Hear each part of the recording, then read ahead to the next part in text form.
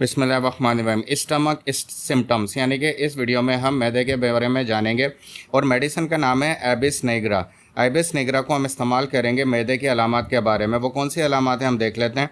Pain in stomach always starts after reading anything, यानी कि कुछ भी खाने के बाद, ख़ास तौर पर सुबह दोपहर शाम का खाना खाने के बाद फ़ौरन से पेट में दर्द शुरू हो जाए।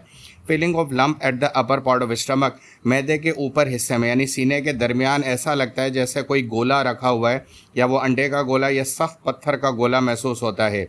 It is painful very disturbing, और वो दर्द करता रहता है और अटका रहता है, और मरीज़ को ये महसूस होता है कि जैसे ये डकार आने वाली है, लेकिन सारा दिन वो गोला मैदे के ऊपर के हिस्से पे अटका रहता है और वो दर्द करता है। तो ये वो सिम्टम है कि खाने के फ़ौरन बाद पेट में दर्द होना, गोले का एहसास होना, और ये बहुत ज़्यादा दर्द करता है।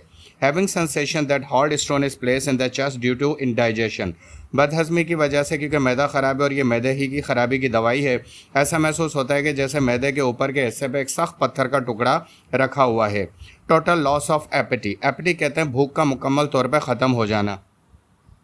जाहिर सी बात है, जब मैदा ख़राब है जो उसके अंदर मौजूद है वो डाइजेस्ट ही नहीं कर रहा, तो बाकी खाना खाने की ख्वाहिश नहीं होती। तो इस तरह भूख ख़त्म हो जाती है और बच्चा या मरीज़ जो है किसी भी उम्र का, वो पतला दुबला कमज़ोर होता चला जाता है। तो उसके लिए ये दवा भी बेहतरीन मेडिसन है।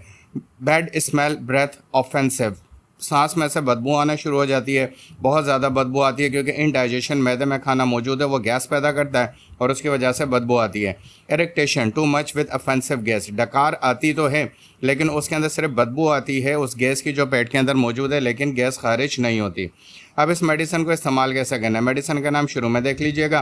Take 10 drops in the morning, 10 कतरे सुबह इस्तेमाल करने और 10 कतरे आपने शाम में इस्तेमाल करने।